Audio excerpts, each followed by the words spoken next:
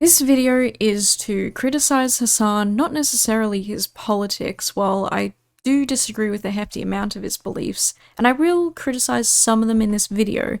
The crux of my views are around how Hasan operates.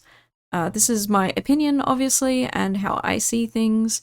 Surely I am biased in a few places, but I'm making this video to succinctly describe why I don't watch Hasan anymore, as an ex-fan, and why I wouldn't recommend that you watch him either. An overview of what I'll be talking about today is outlining his inability to apologize for anything or to meaningfully and earnestly acknowledge when he has been wrong. The foundation of who he is built upon the ego of someone who has to be correct all the time. And if he's wrong, well, then giving a heartfelt apology followed by a meaningful action would make him look weak. That's my perspective of how he thinks. Moments of his lies and deception will be mentioned here. It's fairly important to me, and I think that anyone who has been online as long as he has, they're gonna mess up and they're gonna make mistakes. But he lies by omission very frequently, in my opinion. He utilizes character assassination as a means to deflect valid criticism of himself, and his viewers, who are unaware of these critiques in any other light, just assume Hasan is right. And I would know just as well as anybody else because I watched him for many years and I believed him for that entire time.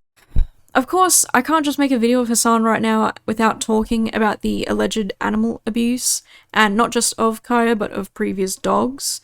Hasan clearly displays a pattern of anger issues in my opinion.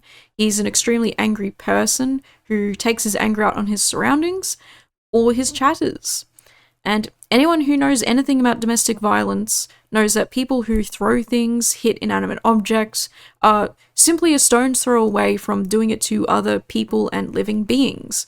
Fortunately, we have not seen Hasan do anything like that. He is not a domestic abuser, but there are lots of clips of him maybe even hitting his desk in anger, constant yelling, throwing verbal insults to people, and it's disturbing that so many people find this entertaining. I grew up in a household where throwing things and yelling was unfortunately pretty common, so I think I can tell pretty well when someone is not faking their anger and is genuinely having issues with managing their feelings and emotions. And again, this is my opinion and interpretation of events, okay? Now, I have an issue with Hasan's inability to apologize, acknowledge his mistakes and wrongdoings in a way that is meaningful, in a way that is earnest. One big thing that I don't think that he takes on as seriously as I would like him to is, one of the big things is Tibet. The Tibet and China, I wouldn't even call it a conflict because China has pretty much squashed the Tibetan people and their spirit in a very disgusting way.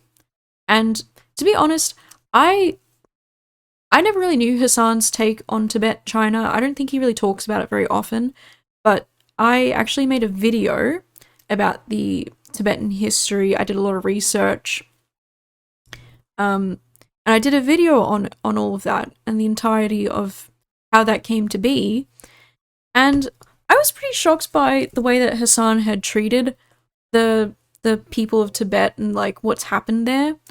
And I was also pretty shocked at the time to see him spouting CCP propaganda about Tibet and the Tibetan people.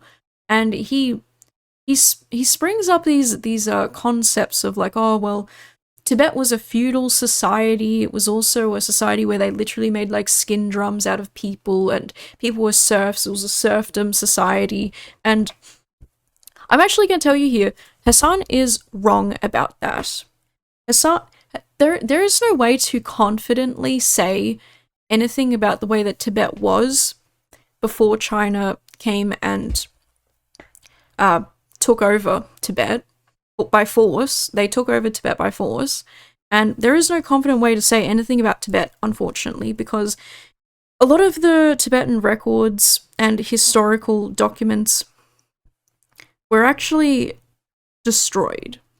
And it was destroyed by the Chinese Red Guards during the ideology movement, or there was this movement that happened in China, and the Red Guards were coming to Tibet to destroy a bunch of Tibetan monuments, documents. They destroyed a bunch of Tibetan religious sites, and so we lost a lot of Tibetan history from that. And now the only people that you'll see saying that Tibet was a feudal serf, like 100%, like, oh, this was 100% a serf master relationship, like people didn't have rights in Tibet, everything was fucked. You cannot say that with 100% accuracy. You just can't. And the only people who are saying it like that is China. And there are many reasons why you cannot trust China when it comes to Tibet. And in some cases, I guess you can't even really trust Tibet when it comes down to it either. The Tibetan people.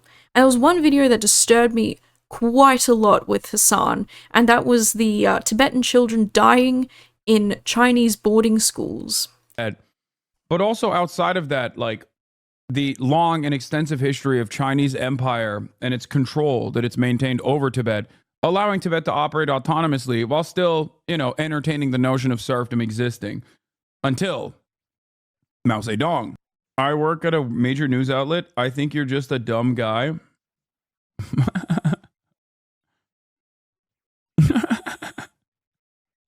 True. I am a dumb guy. You cooked on that. They should show the kids Sopranos. Oh my God. All right, let's continue with the article.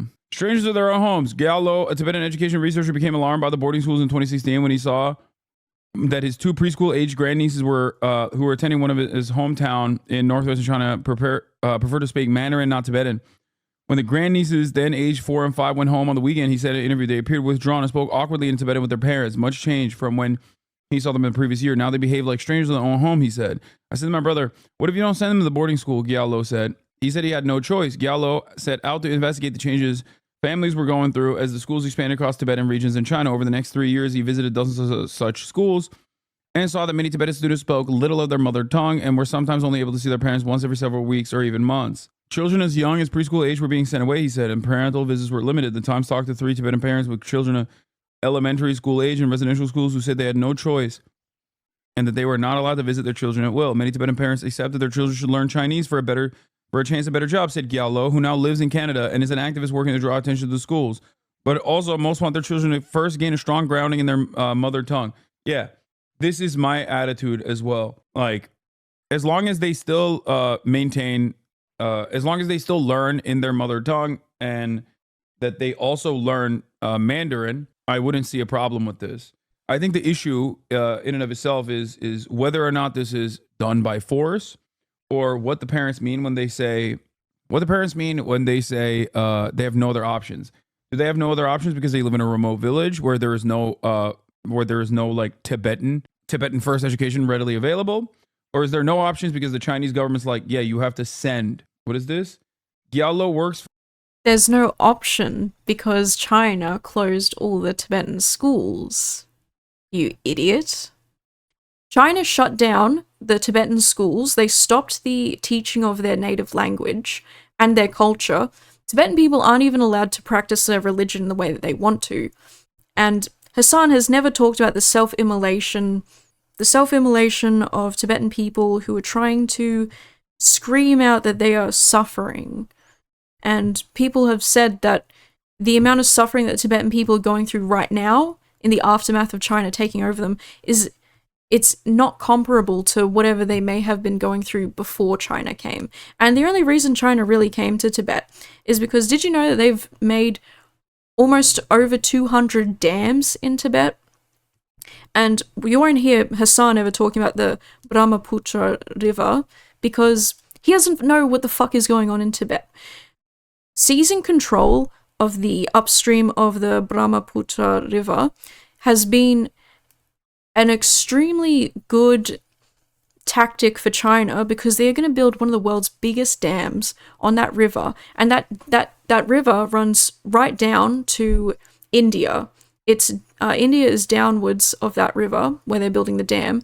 China is going to be controlling the water there. India is going to start losing water because of this dam, and China says that they have a right to it. And Hasan himself has also said that China has a right to Tibet just simply because of geographical location, and China has tried to argue that they have a right to Tibet because of the history and how their history is so intertwined, when they've actually grossly over exaggerated their relationship to Tibet.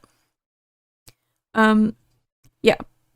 So, listen, you can watch my original video about Tibet because it's very informative, it's very well researched, and this is one of the things that I get so upset about, is the fact that Hasan can position himself as like the movement for Palestine. He is the freedom fighter, he is the freedom thinker, but when it comes to something like criticizing China, I know he memes about this a lot. He says that like, oh, my detractors will always go, they always misrepresent what I'm saying. If Hasan really cared about human rights violations, if he really cared about preserving cultures and helping people who are being obliterated and violently assimilated by another people who are taking over their land, he would care more about Tibet. He would. And he should, but he doesn't. And then he mischaracterizes children dying in Chinese boarding schools, saying like, oh, it's just bullying, why is the news even bothering to cover this? They're making it out to be worse than it is. And it's like, well, no. The Tibetan children, their parents' only choice is to allow their children to be taken to Chinese boarding schools, because the Tibetan schools have all been shut down by China. And when these kids go to these boarding schools, they're being forced to learn nothing about their religion, their culture. They're being forced to become essentially just Chinese. They learn only Chinese dialects, and then even if it is just bullying, they should not be dying in these schools, and people should be talking about it because it is fucked up. It's not just a simple matter of like, oh, it's just bullying, oh, it's just kids being kids, whatever. It happened to me. We were all bullied, eh? It's not normal, and it shouldn't be normalized. And I hate that Hasan normalized that because it's fucked up. And I will not stop talking about it because it is horrendous. And it is, quite frankly, an inconsistency in his principles. If he was a principled person, he would care far more about the people of Tibet than he does. He doesn't give a shit about them. He doesn't talk about them for a reason, because it's a inconsistency with his socialist pro-China takes. And maybe sometimes he'll be like, oh, China shouldn't have done that, or oh, they shouldn't have done that. But at the end of the day, Hasan is pro-China. He is for the CCP, and he has fallen for CCP propaganda about Tibet. Now, if you want to be a well-informed person, you need to do your own research. You can't rely on someone like Hasan to bird feed it into your mouth for you, because the fact that he can fall for that kind of propaganda so easily, I'm sure he's done it willfully too, but the fact that he has fallen for that and he's spouting that rhetoric, that disgusting nonsense, means that he's just not telling the truth. He's not telling the truth, he's lying by omission, or he's being willfully ignorant. Either way, he is captured ideologically. I can't stand Hasan. The lying and deflection. He ignores his critics, and we're going to be talking about this a lot, but Hasan abates valid critiques of himself by attacking the character of the person making those claims. He always does this, and once you start to notice it, you might think it's a bit of a crazy coinky-dink that somehow all of his detractors are these horrible, terrible people. They're all liars, they're murderers, they're rapists, they're rape reviewers. But then again, maybe not. Maybe there's a lot of horrid people on the internet, and Hasan apparently has made a lot of enemies. Is it far-fetched to say that maybe his biggest critics are far right-wing nutjobs? I guess we'll just keep watching Hasan and never engage with criticisms of his, because who's to say if those people are reliable? And that's exactly how I thought. I would go on Twitter, I would see Hasan Piker trending every single time. I would roll my eyes and be like, okay, what now? I'd still check just in case something like crazy was happening, but I would be smug and I'd see fellow Hasanabi heads sticking up for our boy, and I'd be like, yeah, there's context missing here. Okay, cool. So this criticism is negligible, I guess. Okay, cool. I don't personally know the context, but Hasan knows what he's doing. And it was always this mentality of Hasan understands. He gets it. He knows what he's doing. He has a political sci major degree or whatever. Like, he understands what's going on here far more than any random person on the internet, right? The only reason people make negative videos about him is so people can get ad revenue. Hasan says that people voluntarily and maliciously misunderstand his point so that they can drive those clicks. This is a literal propaganda machine at work right in front of our eyes. Here's what I hope a Hasan fan can come out of this video with, if anyone watching this would even dare to be a Hasan fan and watch this. Please, believe in what your own eyes and ears are sensing. You need to do your own research. I know it's hard, I know it's time consuming, I know it's difficult, but if you keep following this one person and his group of specific people that he approves of, you are playing into the propaganda. It's just that simple. Saying that all the negative videos about you are people intentionally missing the point or just being obtuse or like lying for clicks is insanely egotistical, or it's intentionally misrepresenting the situation to further your agenda. By saying that, Hasan's statement is misleading in its very nature. He's promoting this doctrine that his detractors are grasping at straws and you don't have any valid reason to criticize Hasan. Then he characterizes these detractors as being rape reviewers when they're not. And hold on, we'll get there. If you know, you know, we'll get there. But this horrendous characterization of his detractors emboldens Hasan fans to not engage in their own research. And I know that some of his enemies and detractors or whatever, yes, they are terrible people. Some of them are. 100%. But there are also a lot of people who make very valid criticisms of him. We live in a time where views equals support and money, and a lot of people therefore don't want to give views and watch the people that they believe to be immoral and unapproved of. This creates this echo chamber where a person never leaves a circle of content that is carefully curated to keep them there. And I want to take this to the allegory of the cave, a Plato thought experiment featuring Socrates.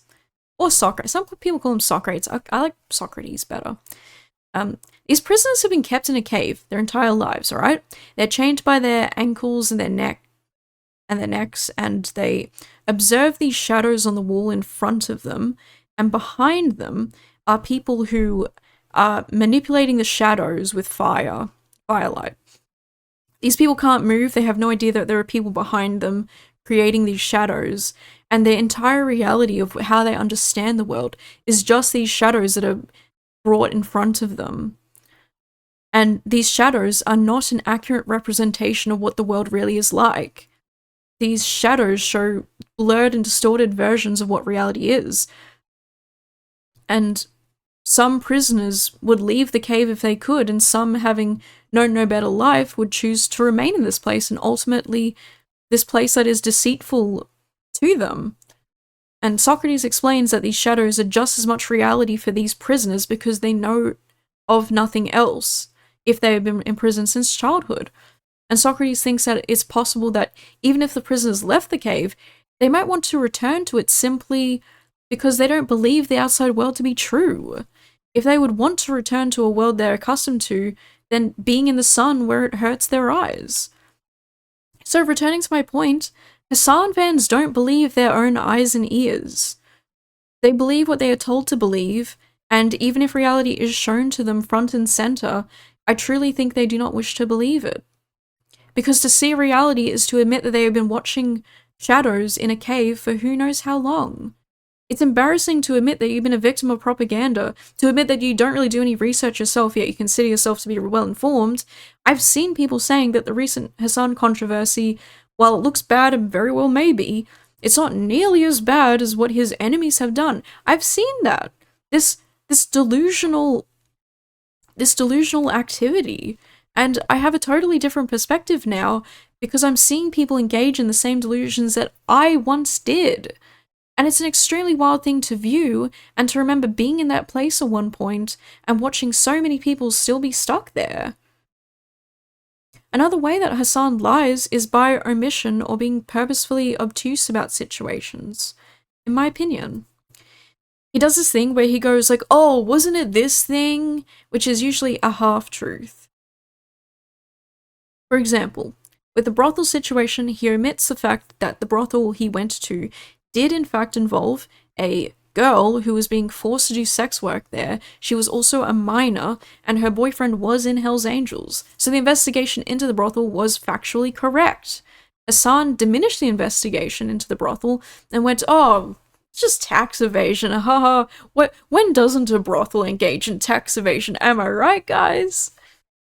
He only allows half of the truth that is not really as bad, and he omits the other part of it, which is a very valid criticism. It is a valid criticism to critique a guy for going to a brothel, a place where even if it's legal, even if it's somewhat regulated, it's still the possibility that you're going to find sex workers there who are not doing this of their own free will, and in this case, it was a minor.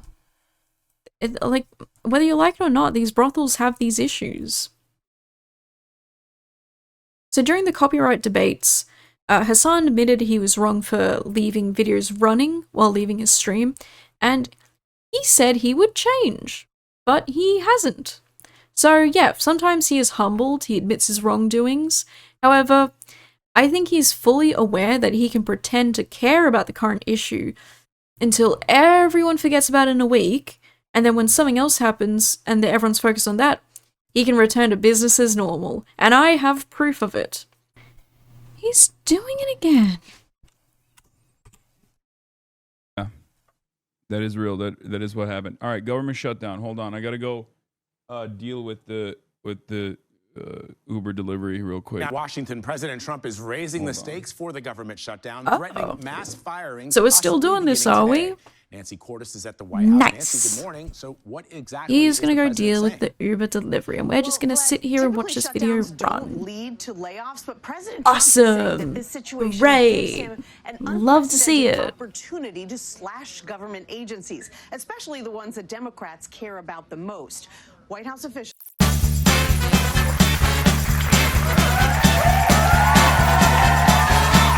Oh my god. But hey, he's back! Woohoo!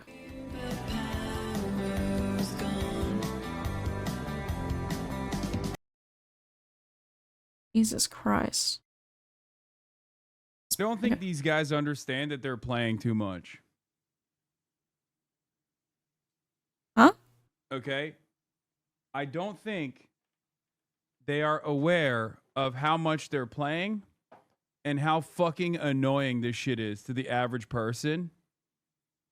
They keep joking around about like the shutdown at a time when there are a lot of very frustrated people. They are acting. They're operating like they got Obama numbers on the economy. Again, I don't think he even knows what he's talking about because he hasn't been there to watch the video. It's been playing, and they haven't even been talking about that. So, I don't know, I don't care. It's clear to me that this is evidence enough that he has not changed his ways. He's still playing videos when he's away from the screen. So, the only conclusion I can make is it's just yet another thing that he fucking lies about. Awesome. Hasan has not changed on this. He still leaves videos running while he goes and does stuff, and quite frankly, it's just more evidence to the point that he is a lying bastard. Hasan's misogyny cannot be ignored. Hasan says in this clip famously that date rapes are bad, but in a utilitarian perspective...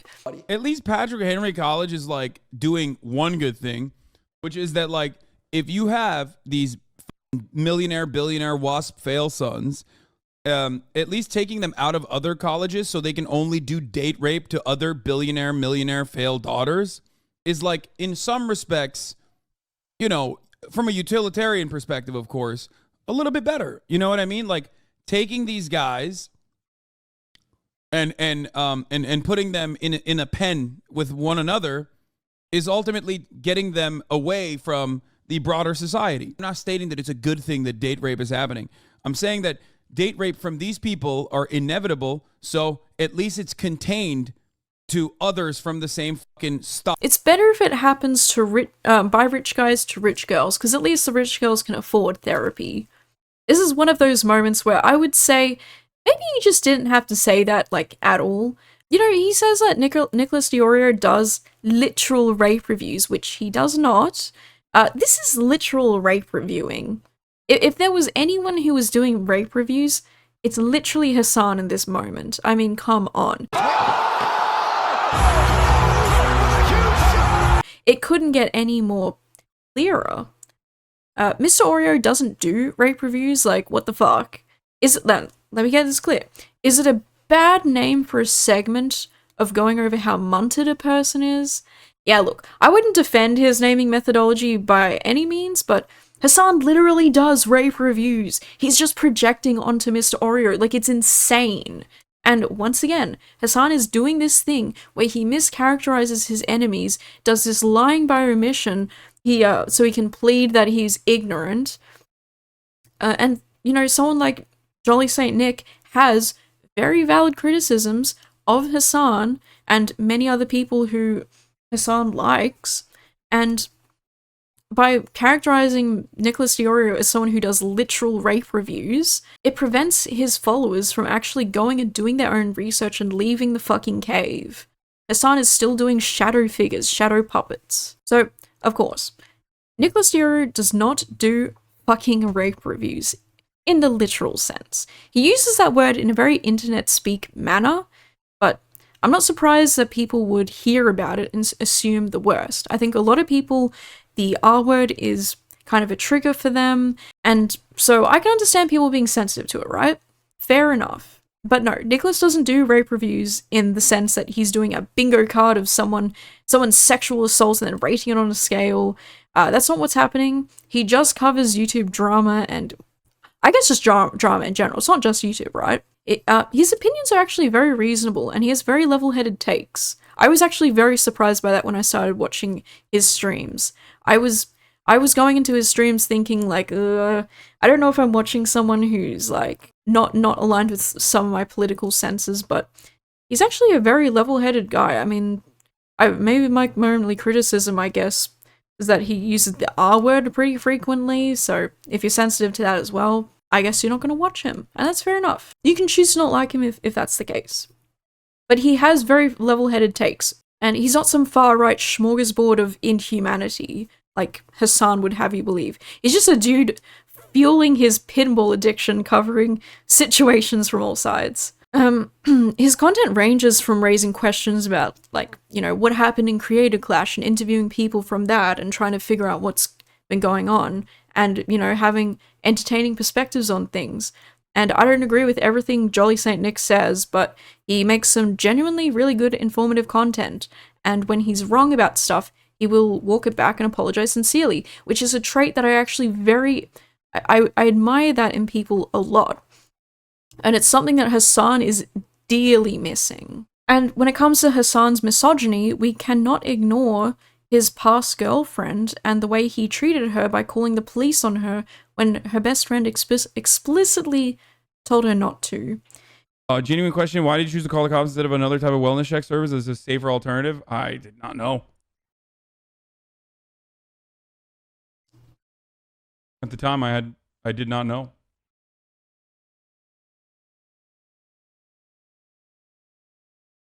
That's it. It's as simple as that.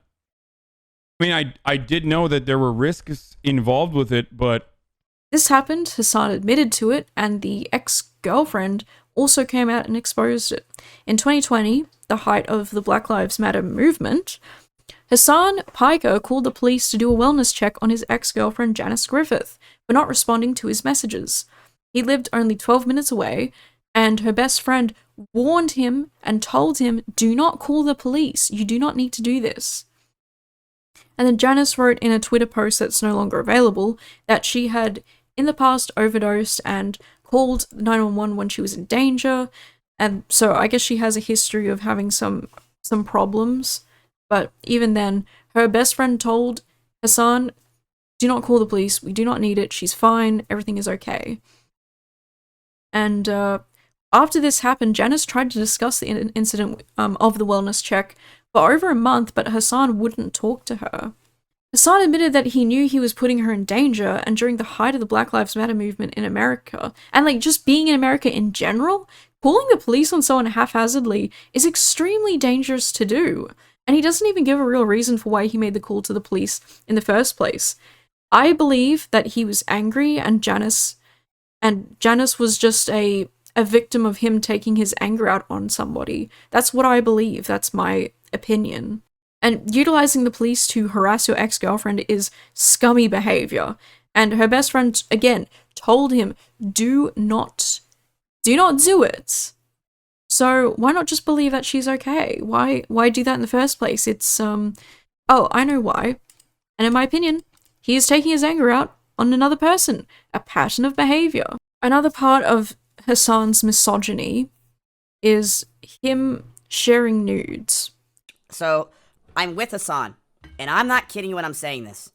He's browsing his phone like this on Snapchat, just clicking random people, and they're girls, and they're all naked.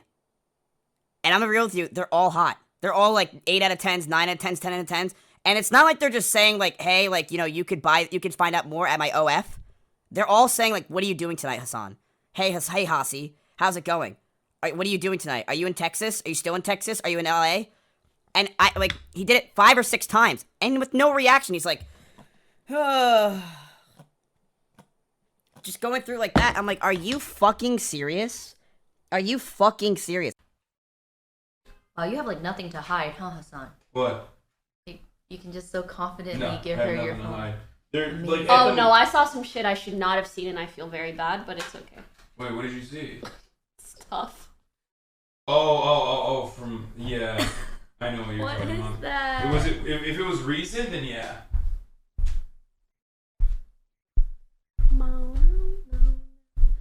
All I'm Wait, gonna you were say- there for the first part of that. For the first part of what? If I'm thinking what you're thinking. Oh no, I'm thinking just stuff that What? stuff that people shared with you that I didn't have permission to see, so I just scroll past very quickly. Okay, well, you're not gonna find anything good in here. I had Okay, that's good. this one. No. There were others that were fucking good. Okay. Okay, Let me just add in one. I'll sit next to Hasan with the egg. I don't know why I'm standing up here. There's 4 of us, cutie. There's only 4. Whoa, is that a nude? So was it? What's the score like? 1, 2, 3, 4 against 1, 2, 3. In his face, it was the Those nude. big knockers? No, it wasn't. Nipple piercings? I'm just wondering. There were small knockers? She didn't? Okay, no, that was crazy. Dude. They're medium-sized knockers?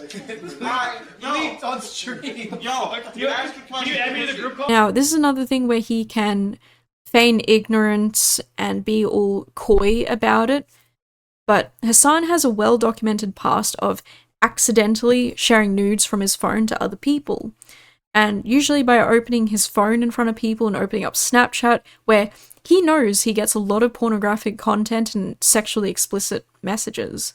He makes no effort to shield others from his content or to hide it, and a person sitting right next to him often can easily just see it just by glancing in his direction.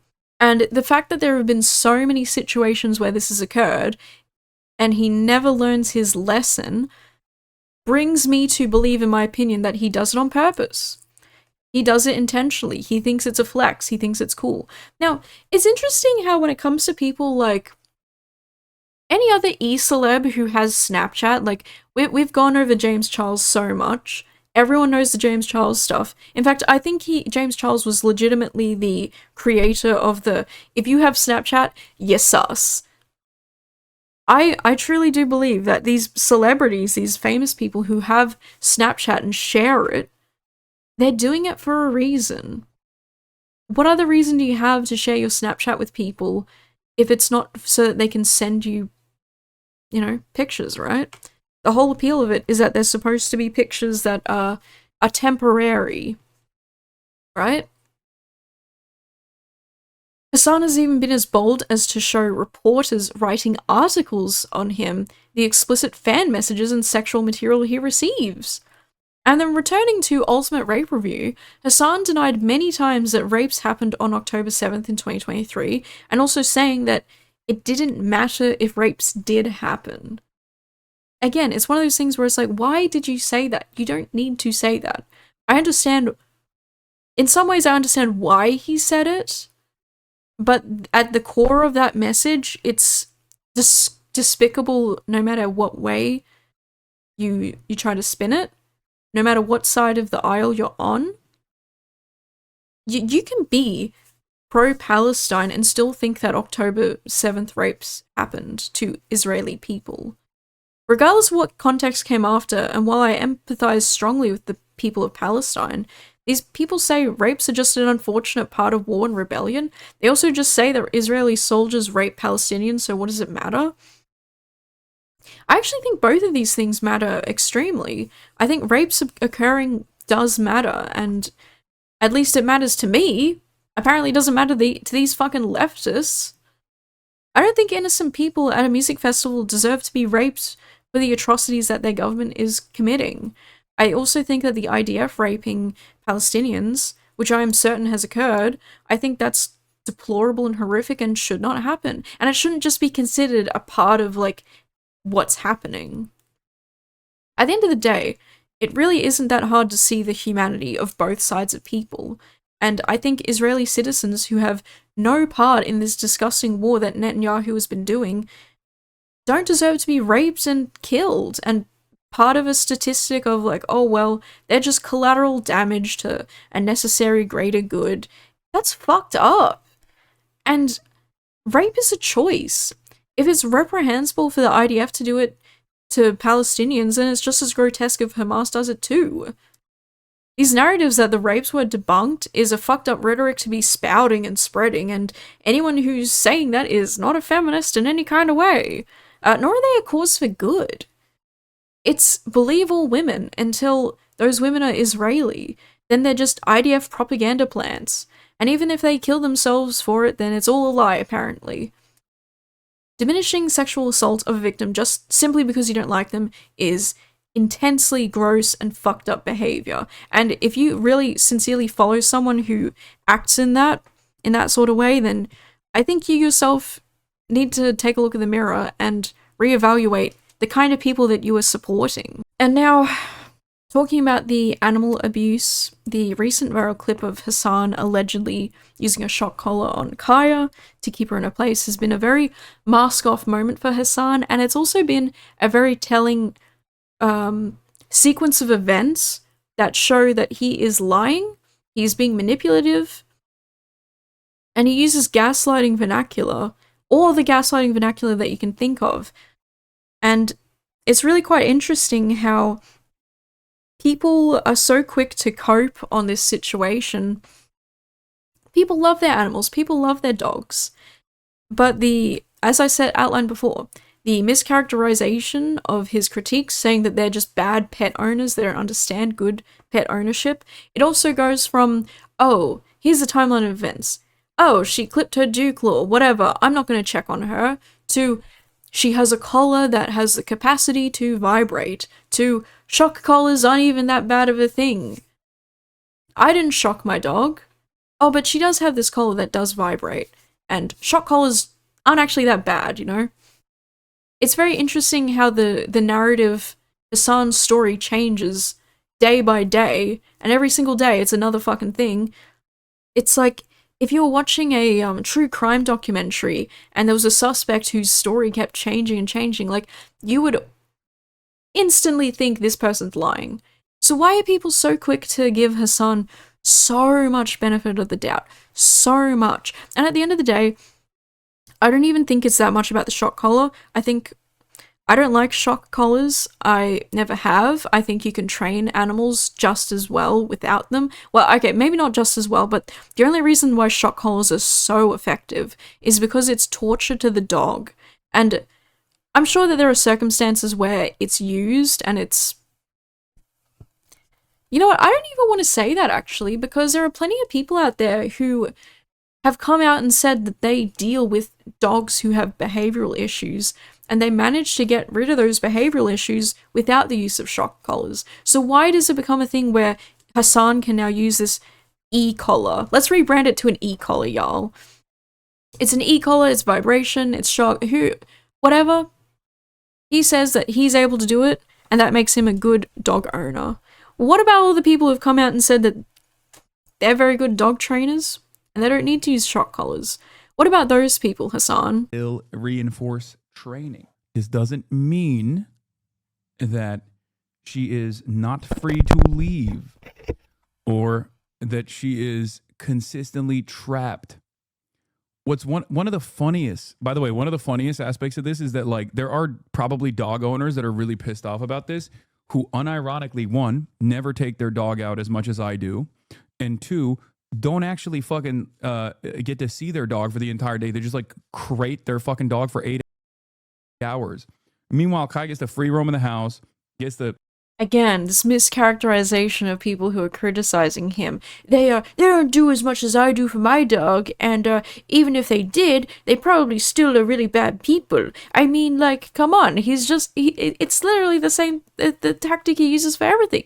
It's not possible that competent, good dog trainers would ever think to criticize Hasan. The only people who are criticizing Hasan, his dog training, are the people who, they crate their dogs for hours on end. They don't take care of their dogs. I mean, it's impossible to train your dog and have your dog be as well trained as Hasan's. It's impossible. Hasan's dog is simply the best trained, the most ethically trained dog, because people who are criticizing him simply do not know what good training looks like. Unbelievable. Hey, you, stay where you are. Bella? Bella? Bella? I couldn't get her to leave her spot even if she wanted to. Bella? Bella? Stay. Bella, place. This is the best trained cat that you'll ever see. And anyone who says that she's a naughty girl who gets up and messes with my microphone, they're simply all my enemies and detractors who are probably all, I don't know, let's call them all rapists, and they're all murderers as well. Anyone who says anything against me and my cat, they're rapists, they're murderers, they're descendants of Adolf Hitler. You get it, right? And that's how I skirt any responsibility and any criticisms of who I am. Okay? Crazy. Lay on the cot as long as she's in this room, okay? And literally is by her owner every single fucking moment of the day, and also gets to go on another hour-long walk at night. And the motherfuckers who like That's abuse daytime. the fuck out of their own dogs, unironically, are, I think, personally, a little bit upset about the way that they don't have the level of freedom that I do. That they just... Oh, so the reason why anyone is actually criticizing him is because they're jealous of him. They are jealous of me? Okay, queen. So, really, if I was to criticize using a shock collar on a dog, it's really just simply because this cat over here has no sense of personal boundaries, and I can't get her to think of anything. Come on, Bella. Come on. I can't get her to come, but I'm telling you, she was on this desk earlier, wanting my attention, and I just couldn't control her. I couldn't get her to go back in her place. Maybe I need a collar. And I think that a lot of the issue is the lies, you know? When she first hit her dew claw on the bed, you know, he's angry with her, he yells at her, he reaches for something, and then he does this action that he's been seen to do many, many times in the same circumstance, which a lot of people would say it's fair to make the assumption that he is using a shock collar on her, he is shocking her. That is what I think allegedly is happening. It's my opinion. And I think that there is a lot of visual, circumstantial evidence that would understandably lead people to that conclusion. I don't think people are like part of some big far right-wing conspiracy and everyone is a part of like the Israeli... the Israeli propaganda machine and everyone's trying to fuck up Hasan's life because he is Palestine, he is the Palestinian movement. Like, I don't think that's the case here at all. I think that people are genuinely seeing a problem, an issue with the way that he's been, and he is lying about it. At first it was, oh, she must have hit her dew claw. Well, why wouldn't you go check on your dog when she's yelped out in pain? You're saying that she's being dramatic or that she's being a baby. Check on her first and then maybe come to the assumption that she's being a bit of a baby. I don't know. Calling her spoiled? It's insane. Saying that she's spoiled because his mum let her roam around and now he's like, actually, she is allowed to roam around freely. No, she's not. She doesn't fucking look like it. There's so many videos online of him trying to get her to go back to her place and getting angry with her for not obeying him. And the more evidence that is mounting is the shocking video of him in 2019 pulling his dog by its tail to keep it to get it to stay. That is a shocking video. It's behavior that, quite frankly, is smacked out of you when you're a kid. You learn at a very young age not to pull dogs by their tails, or any animal for that matter. Don't pull them by their tails. It's abusive, it's horrible, and it's mean. And yet there's a video of him doing this, getting really angry at his dog, saying he wants to kill it and he's going to kill it in front of everyone. And you could say like, oh, he's just angry in the moment and he's just saying stuff. And it's like, well, to be honest, I wouldn't joke about killing my animals. I wouldn't, even if I'm angry in the moment, I'm not going to take my anger out on my animals because at the end of the day, they're animals. They have the brain of like a toddler. I'm not going to get angry if one of them pisses somewhere on the wall because they're animals. We're trying to coexist as different species. There's going to be times where we're not like really understanding one another. There are going to be times where maybe they're pissed off at me and they go piss on a wall somewhere and yeah, it fucking sucks and I don't like it. I don't like it. Actually, she's well behaved. She doesn't do that. Bella, you're well behaved. See, she's staying in her place, just like I taught her to. And listen, it's just how it is. Animals will do animal things because they're animals. They are not smart, big-brained. Well, they're smart in their own way, Not to say that they're all dumb.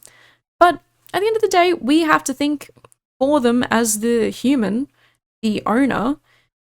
And quite frankly, taking your anger out on an animal in the heat of the moment is really cringe. It's gross. It's honestly an ick, actually.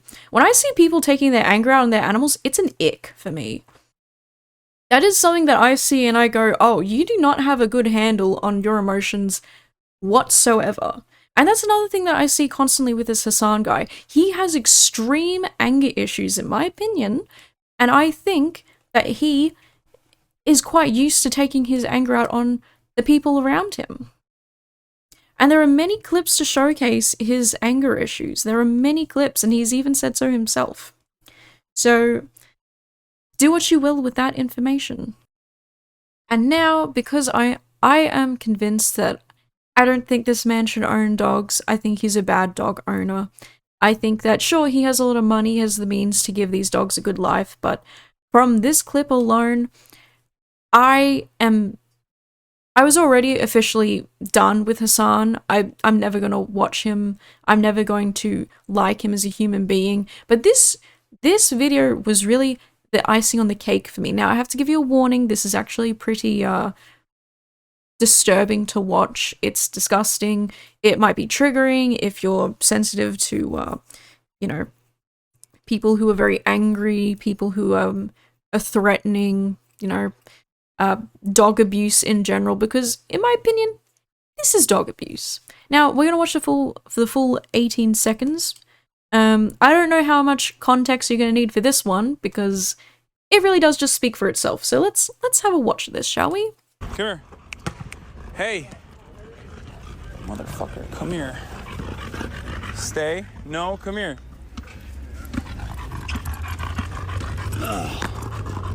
Well, that's like the full clip, but before that, he says some stuff about like wanting to kill it and like, being generally very angry. Whatever, right? I could try finding the other clip for that, but at the end of the day, all you really need to see Hasan doing is this. This is his own video. And, you know, I'd never seen this video before. I don't think anyone really talked about it at all. What the fuck? This allegedly happened in 2019. I don't know how old Hasan was in 2019, but I'm going to assume he was at least like 30. Was he at least like 30? Maybe he was like 28 years old. I don't know, man. I really don't think I've ever pulled a dog's tail in my life. Genuinely. I think maybe it only happened once when I was like 4 years old. Maybe. This is a grown-ass man who has access to all the resources in the world to train his dog, and yet he's getting so angry at this dog for, I didn't even know what reason he's getting angry at it for. It's not staying in the place he wants it to. Wow. It's almost like Hasan has some sort of issue with authority. He has some sort of issue with being disobeyed. It's almost like we're going through this same issue with Kaya right now. And, you know, you have to wonder, does that display a pattern of behavior?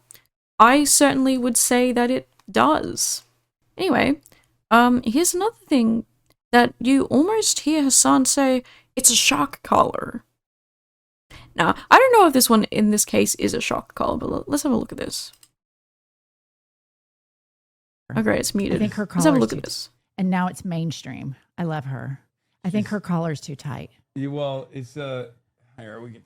It's a what? It's you have to be able to get 2 fingers, and I couldn't even get one. I think you're choking her. She's like, it's she has a lot of neck meat. That's interesting, actually. What is he going to do? Here we can. It's you have to be able to get 2 fingers. And He's taking something off the collar, I couldn't even get think. one. I think He might be loosening choking it. She's like, But then it's she has a lot of. he puts something away. You can hear it. You can hear him put something away. So I couldn't even to be able to get. It's you have to. he's got something in this hand over here that he very secretly puts away. You have to be able to get 2 fingers. So what are his hands doing over here to take off? You can see him loosening it over here, which is good, I guess.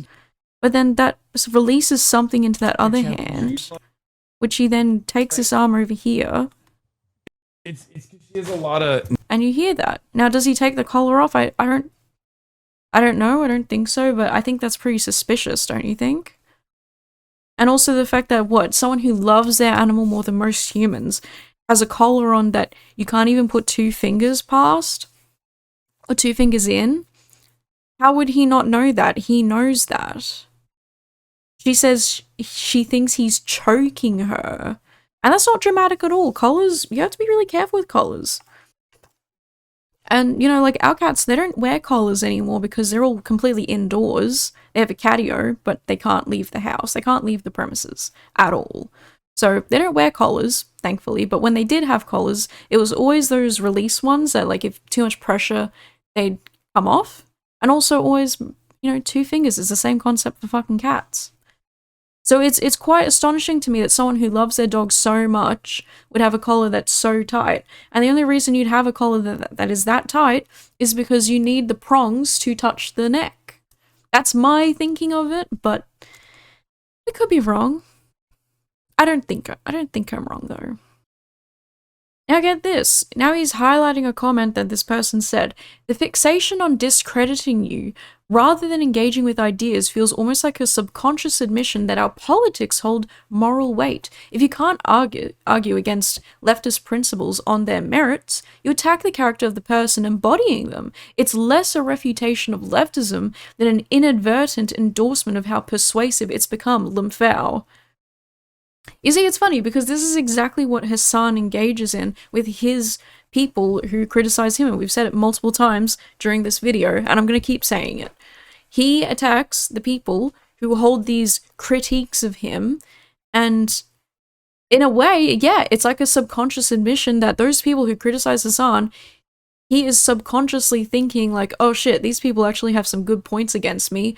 I'm going to attack their character. Because if I can attack their character, then guess what? No one's going to watch their videos, no one's going to look at them. My fan base is going to stay in their little bubble, and I'm just going to keep making it out like these people are like the spawn of Satan. Therefore, I am invulnerable to criticism. People are not criticizing Hasan for the Kaya stuff because they think that his politics, they're so strong, his moral weight of like all of his good leftist politics, it's too strong. We simply have to attack something else because there's no possible way to attack his moral viewpoints and his politics. Hasan is the movement. No. That is not what's happening here. People are seeing with their own eyes and their own ears, they are hearing, they're seeing things, and they're speaking up about it. The problem with this situation is that Hasan will have you think that you should not believe your own eyes, you should not hear things and listen to what you're hearing, you need to believe what he has to say about it. And it's true, because even with like the video that Charlie made, you know, he's like, oh, I wish Charlie would have reached out to me first before making that video. Why? You're the person who is being critiqued in this video. Why would he go to you so that you can just lie blindly to his face? So that you can control the narrative like you always want to do. There's literally no reason for Charlie to go to you when he's making that video about you. Of course you're going to say, no, you didn't do it. Of course you're going to want to protect yourself. Like that makes sense. Anyone in that situation would try to defend themselves, even if it meant lying. And also, one of the parts of this training is also supposed to put her, like, we're using the elevated bed, as you guys can see. And one of the things with the elevated bed, I'm going to be honest. I know she's a big dog. That bed doesn't look big enough for her. It doesn't look comfortable for her at all, but I'm sure it is a lot better to be on that kind of a bed instead of on the floor for her joints. Sure. I think he needs a bigger bed. is that she has a leash on right now on the elevated bed, so she can't like really get off of it. So she now knows to sit in place. Yeah, so as you can see, there's a lead here. So she has a collar and a lead on that are keeping her on the bed. I mean, have you ever seen place training done in this kind of a manner? Also training her to sit in the bed for hours on end? Why does she have to be confined to this area for so long? You know? Why is she here? Does she not have... I guess like he wants to keep an eye on her so that maybe she doesn't sit on the floor and get hip dysplasia and stuff like that, but I just don't understand why this training is so authoritarian in a way. It's extremely like it's like military drills. She's leashed to the bed. I've never seen anyone train their dog. And you can say, oh, well, you just don't know anyone who's done proper training.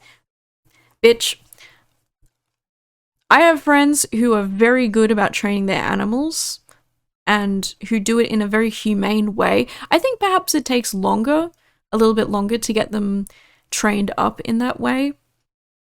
Maybe it does, I'm not an expert, but you can do place training without doing all this. I'm telling you, this is like boot camp for the dog. So another very disturbing clip of Hasan getting extremely angry and hitting his desk. Now, I never saw this clip ever. I kind of feel like I've been living under a rock, the fact that I haven't seen a lot of this stuff, but again, I haven't seen this clip up until now, and I was extremely disturbed by him hitting his desk in anger, because once again, like, there's this clear pattern of being intensely angry and having, in my opinion, legitimate anger issues. Nothing I do is performative. So I'm not going to, for instance, I'll use Hasan as an example. I'm not going to talk to a black person like Trihex and say, hey, the N-word, it's always black. What do you think black people... What a fucking liar, dude. What a fucking Weasley little liar, dude. What a fucking Weasley little liar, dude. Holy shit, dude. Excuse me. Holy sorry. fucking shit. You know, I mean, I'm sure hitting that desk with his fist hurt himself. In a way. I've hit desks before when I've been angry. When I was a teenager, I had anger problems. I hit my desk with my fist one time and it really hurt. It hurt really badly. And so I genuinely think Hasan has anger issues because I mean, does he find himself hurting others either verbally or physically? Yes. Always find yourself feeling angry? Yes. Feel that your anger is out of control? Yes. Frequently regret something you've done or said when you're angry? I don't know that. Notice that small or petty things make you angry? Yes. Getting angry over the fucking internet, cutting out, is a small petty thing. Getting angry at your dog for getting up out of their place and maybe not being like the most perfectly trained little soldier, that is a small petty thing. I'm sorry, but it is. You really don't need to get that angry over it. Getting angry over your dog for not staying in place and pulling them by their tail, which is hurting them, that is your anger out of control. You're physically and verbally assaulting someone else, even if it's a fucking dog. It's still those things. It's still a living being. I mean, guys, I don't know why has no one ever brought this up before? He has anger issues, in my opinion.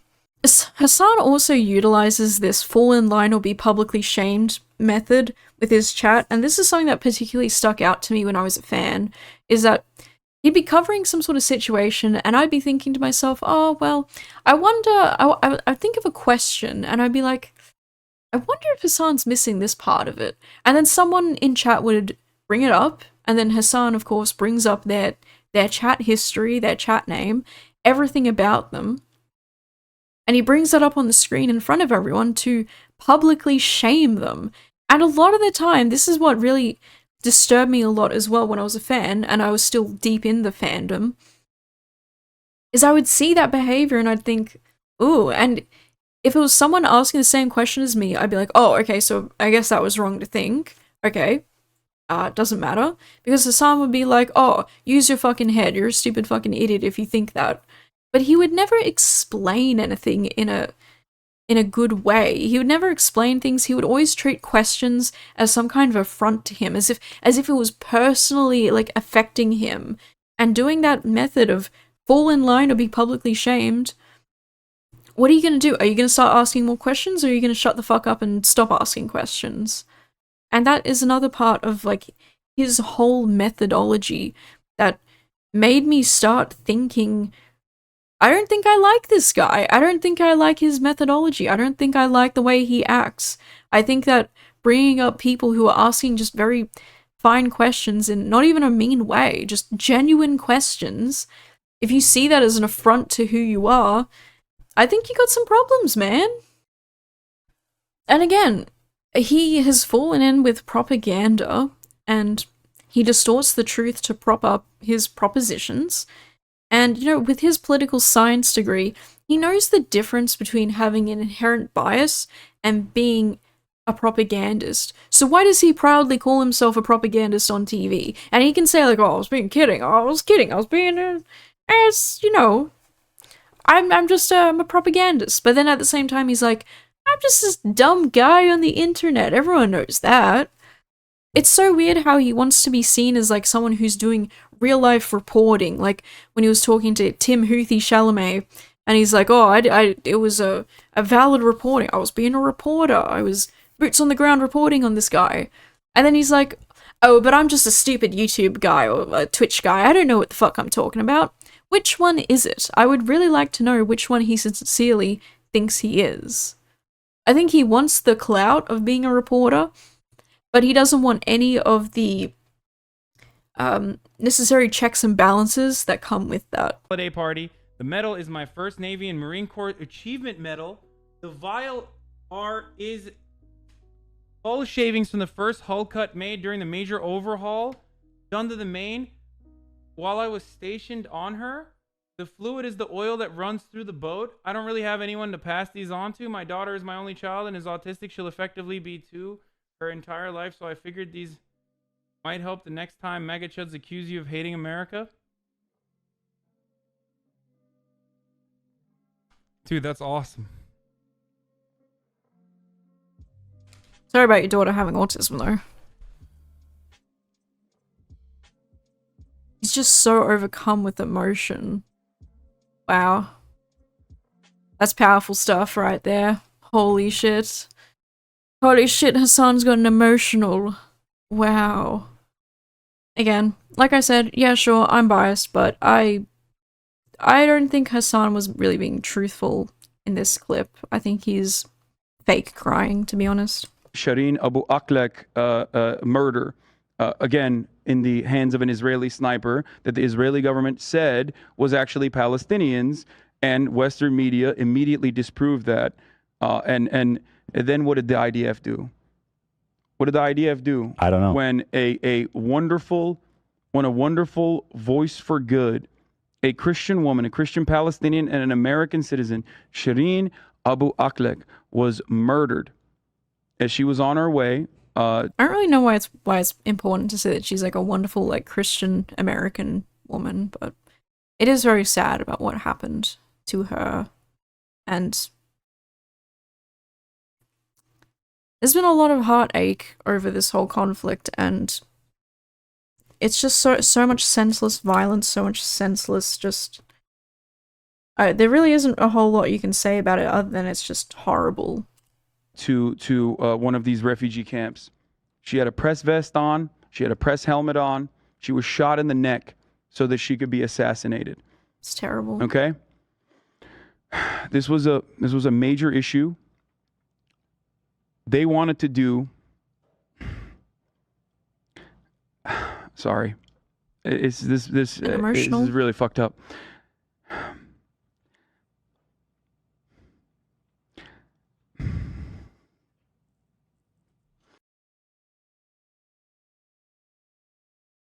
Okay, you know what? Maybe it's not that bad, right?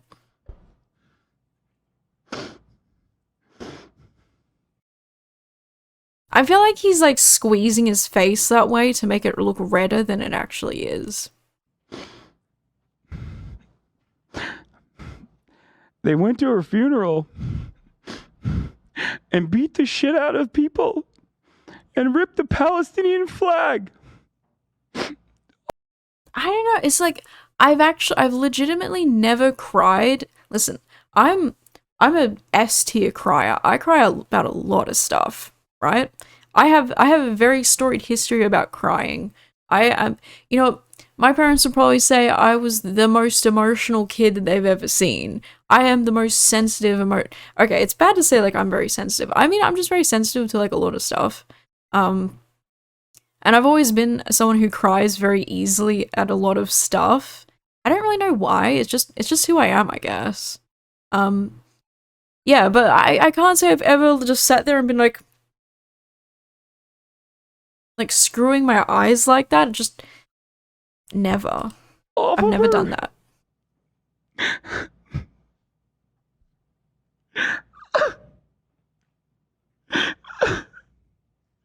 And like I don't know why he's rubbing like his forehead.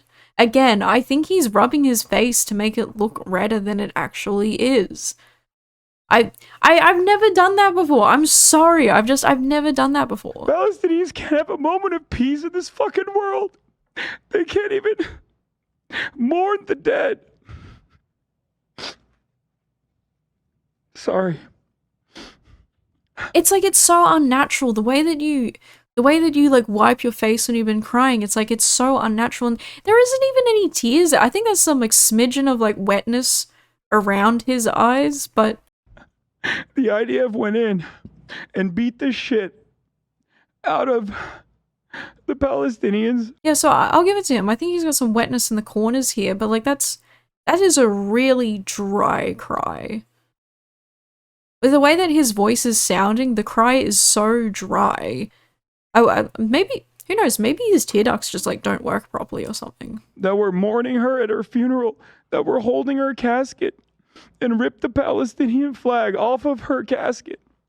To be fair though, like what he's talking about is genuinely super fucked up. I don't know anything else about it. I don't know like the situation, but I mean I'm inclined to believe like what he's saying about it, and it is fucked up. I don't find it hard to believe that the IDF is doing and has done fucked up stuff. I wholeheartedly believe it actually. How is that allowed? How can that continue? How do you not see that? That's in the West Bank. This is a Christian woman. This is not a Muslim. This is not Hamas. This is a journalist that was beloved in the Muslim world. And she was assassinated for speaking out. It's kind of weird that it looks like he's like kind of smiling while he's doing this. Like I don't like judging people too much for like how they're acting when they're like emotional and stuff, but it just doesn't seem genuine. Nothing about it seems genuine. And trying to shine a light on the atrocities.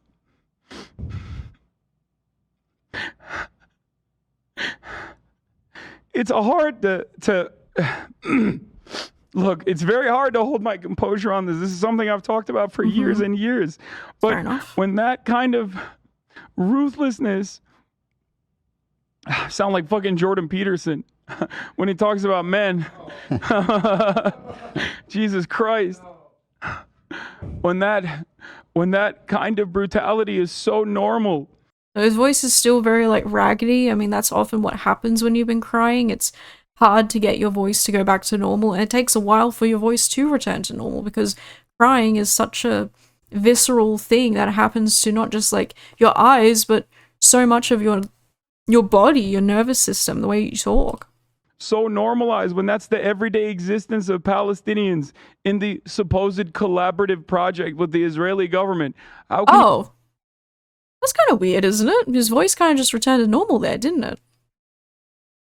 Hold on. So at 2:40 in years, but when that kind of ruthlessness, how wonderful that so from 2:40 to 3:30. Suddenly his voice is just the same as it was and his face is no longer red and splotchy. I tell ya, maybe it's because I'm a white person, but when I cry, my face is splotchy, and it is splotchy and red for a long time. A lot longer than like, what, a minute, 30 seconds? A lot longer than that. I often have to wash my face with cold water, and even then it doesn't fucking help. I don't know about you, but that's what happens to me. Do you not find that fucking odd? Kind of brutality is so normal. Three normalized minutes. When that's the everyday existence of Palestine. 3 minutes, and you can say he cleared his throat, but like clearing your throat really does not help that much. Social media and people saying stuff on social media. You have cynical, liberal... It's like the way that his voice just, it locks in. He's faking it.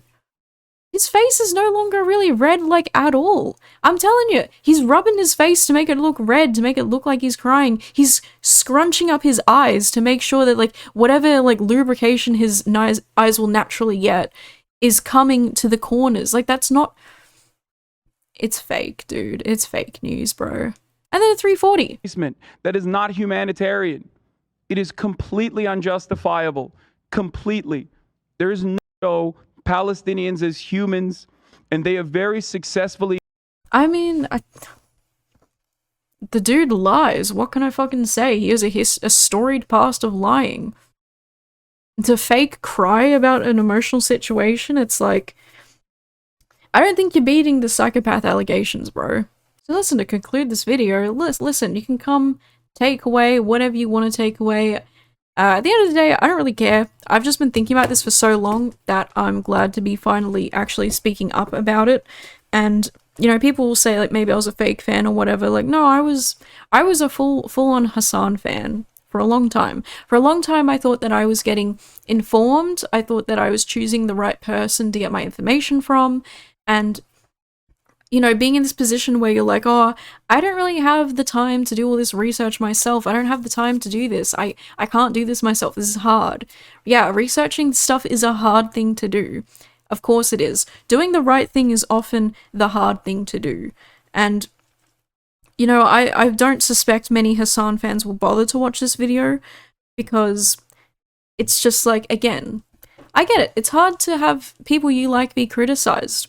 It's hard to admit to yourself where you may have fallen short, and I think a lot of people will ignore a lot of things just because he is such a big speaker for the Palestinian movement. And all I would say to that is that, guys, it is possible to find new people who are also advocates for Palestine, who are better than this, who are people who are not as psychopathic as this guy. And I'm not trying to make like a hit piece. I'm not trying to make it out to be like, I'm not trying to assassinate Hasan's whole character. I'm not trying to stop Palestinians from being free. I'm just saying how I feel about the matter, and it's really just my opinion at the end of the day. And if you don't agree with me, you don't agree with me. That's fine. I think that I personally, I feel like my Plato allegory of the cave, I feel like it's a pretty strong thing here. I think it's a pretty strong example of just what has been going on with Hasan and his fans. And I think that, you know, if you watch him because he's entertaining, fine. But I would also say, if you want to continue watching him, just make sure that you fact check him. Make sure that when you hear random shit that he's talking about, go look into it yourself. And I think you'll find that there's a lot of resources online for you to do your own studies, to do your own research, buying your own books about these different political movements, about things in history. You know, you don't have to have a political science degree to be well read or to be knowledgeable of the events of the world. You don't need someone to bird feed it into your mouth for you, chew it up and spit it into your mouth. You don't need that. You're a lot stronger than you think you are. You're a lot smarter than you think you are. You just need to start performing the activities that require you to be well informed. Watching a streamer, at the end of the day, it's probably like any political streamer, really.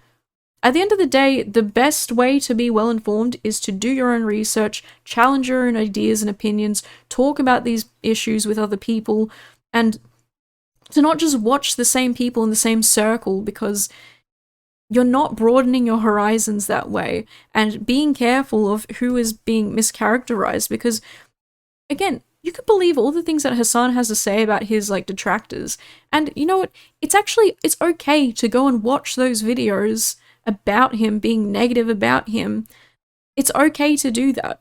It genuinely is. You not watching it is not going to harm that other person. I'm sorry to tell you, it's not going to harm them, it's not going to harm their revenue, and it's not going to harm you either. Genuinely. If you watch videos that critique Hasan, you're allowed to watch them. You're allowed to watch them and you're allowed to disagree with them. But I think you should hear them out on the points that they're making and the evidence that they provide. And I think it's ridiculous to hand wave everyone off as being, you know, IDF supporters or people who are anti-Palestine, or hand waving them off as, you know, people who are just trying to get revenue and clicks. You think I'm going to get revenue from this video? Fuck no. You think I'm going to get support from this video? I genuinely think that either people will not watch the video, 5 people will watch it, hey guys, I hope you like the video, and for the most part, I'll probably get hardcore fans who won't even bother to listen to what I have to say and will just automatically assume that I'm a murdering villain or something, or that, like, sorry guys, I'm a woman who has different opinions about Hasan the hunky Hasan and his big juicy arms. Sorry guys, I don't like Hasan.